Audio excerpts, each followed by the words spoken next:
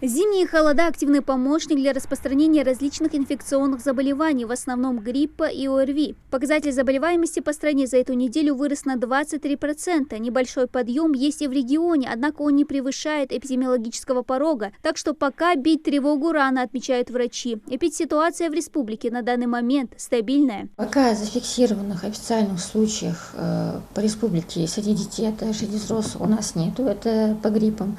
С острой респираторной вирусной инфекцией у нас болеет не только холодное время года, но и в течение года, потому что это всесезонная инфекция. Конечно, да, бывает подъем, особенно в холодное время, и да, они сейчас есть чуть больше, чем в остальные времена года, это есть, это всегда так было.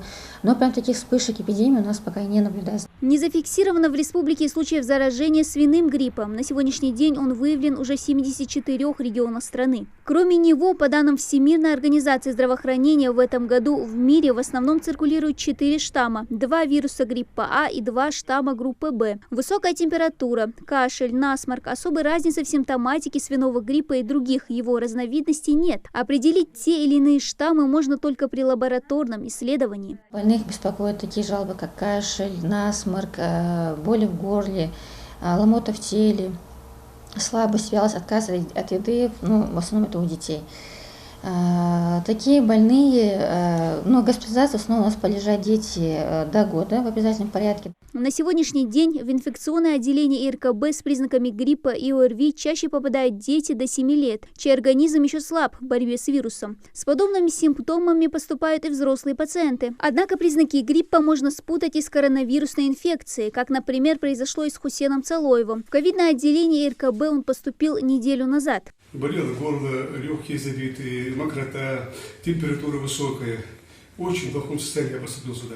Скажу честно, я такое лечение не ожидал.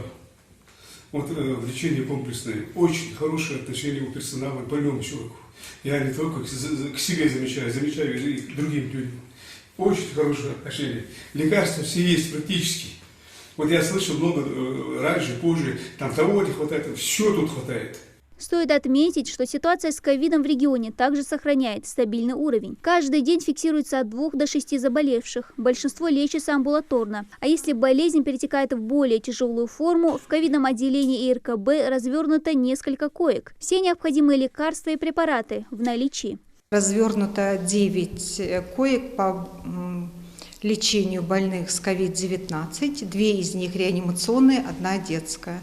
На данный момент в отделении находится 6 пациентов, все они в состоянии средней тяжести, тяжелых пациентов на данный момент нет. Антибактериальная терапия и антикоагулянты, иммуносупрессивная терапия, противовирусные препараты, препараты для симптоматического лечения, все есть в наличии. В каждой палате подведена оксигенотерапия. Доступ к кислородным точкам имеется. Среди зафиксированных штаммов в регионе пока лидирует омикрон. Общая слабость, головные боли, ломота в мышцах. Особой разницы с гриппом у штамма нет. В зоне риска дети и люди с хроническими заболеваниями. Этот штамм омикрон, почему мы более-менее успокоились, он все-таки меньше вызывает пневмонии, практически не вызывает, только у ослабленных. Сильно ослабленных группы людей, это совсем маленькие дети, пожилые люди, и которые имеют множество хронических заболеваний. Однако гарантий, что инфекционные заболевания, как тот же свиной грипп, не завезут извне, нет, отмечают в Роспотребнадзоре.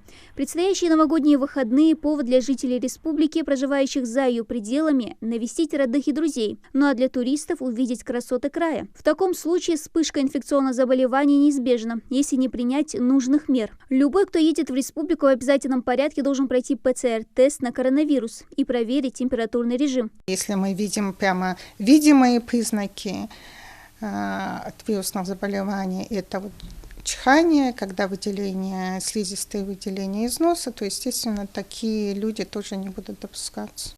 Врачи предупреждают, если высокая температура держится больше 3 дней, а кашель и насморк не проходит, это повод обратиться к участковому терапевту. Своевременно невылеченная болезнь грозит осложнениями. А для профилактики специалисты советуют носить маски, избегать людных мест и, конечно, проводить плановую вакцинопрофилактику. Коллективный иммунитет поможет избежать вспышки различных инфекционных заболеваний. Дана Плива, Ахмед Горбаков, Новости 24.